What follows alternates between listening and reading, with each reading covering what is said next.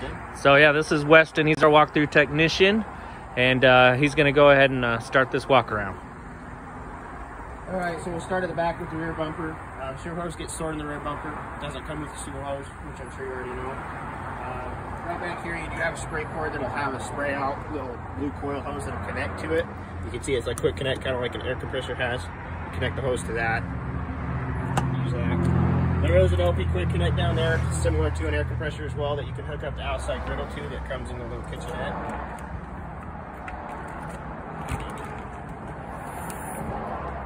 Oh, this one doesn't look like it has the griddle, but you do have the two trays and the outside fridge. The fridge is 110 only, so you do have to be plugged in for it. It doesn't work off batteries at all.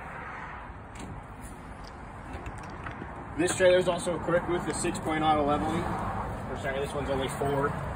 So you only have 4 jacks. There's 2 in the rear, 2 up front, the landing gear. And I'll talk a little bit more about that up on the controller. Awnings, we will talk about those when we go to the inside. They're all controlled from a switch on the inside. They're all 12 volt off the battery. You don't have to worry about being plugged in or anything for those. Right up here with the 3660, they have the big double door pass-through compartment. As you can see to the left, there's outside TV connections, so you can route a TV out through that little hole there on the side of the trailer and put a TV out here. It does come with a 25-foot, 50-amp power cord that you use to plug the unit in. And that's sitting in the storage compartment right here. 2 propane tanks, both are full. There is a regulator, so it's kind of hard to see, but there's gonna be this little sort of arrow on the dial that you twist back and forth between which tank you want it to pull from. It's red if it's empty, green if it's full. So as you can see, when I twist it to this tank and open it, clicks green and tells you it's full.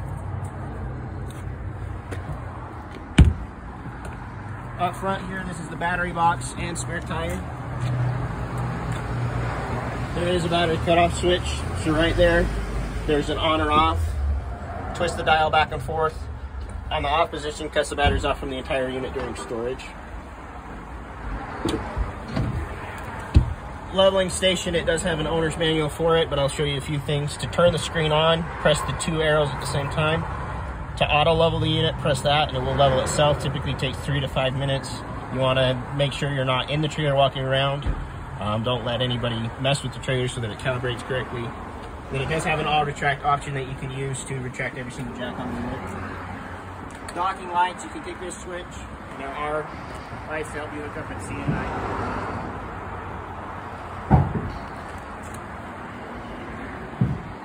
This is just the other compartment for the second propane tank. Then the 2 other compartments that go into that pass-through compartment. All your water connections are here. So there's the freshwater tank, city water connection. The tank is what you use when you're at boondocking. You'll fill that up. City water is the connection you use at the RV park. There is also a black tank flush. This shoots water into the sewer tank, spins around in there similar to a dishwasher, cleans off all the grime. Then it does cycle out the dump station here. The dump station, you'll have the sewer hose you connect to it. There's 2 handles, a waste and a sewage. One is for your kitchen sinks and shower, and then the other is for your actual sewer system. So you pull those handles down towards you. That opens the valve and dumps the system. Got the water heater right here. You don't need to do anything with it. It does have the drain plug off of it currently because we winterized the unit. You'll have to screw that back onto the connection there. Other than that, you don't need to mess with it. Vent here for the furnace, that just gets hot when that's on. And then right back here, you do have a second connection for the dump.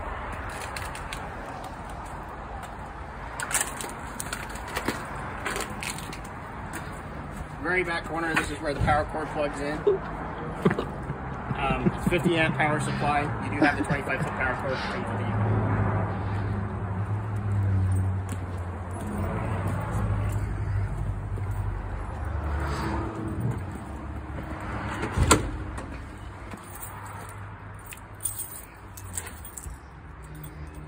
And in case you're wondering about the faulty video work, I almost slipped and died just then on some ice. So I apologize for that.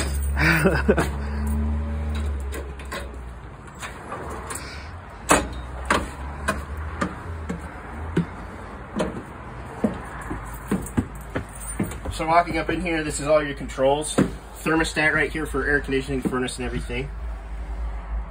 Controls for slide outs and lights, all right here. This all tells you the level of the tanks. And then there's interior, exterior, living room, water heater, and water pump switch. Slides, there's awning, slide 1, 2, 3, and 4. That's where you put those out. Those all run off battery. There's that. This right here is a battery voltage monitor. You have it because you do have the solar on the roof. 12.7 is a full battery. 11, anything under 11 volts is dead. 13.7 means it's charging. The water heater, since it does have two different ways to heat up, you have propane or you can heat up using electric if you're plugged in. This does the propane side. This switch will do your 110 plug-in side.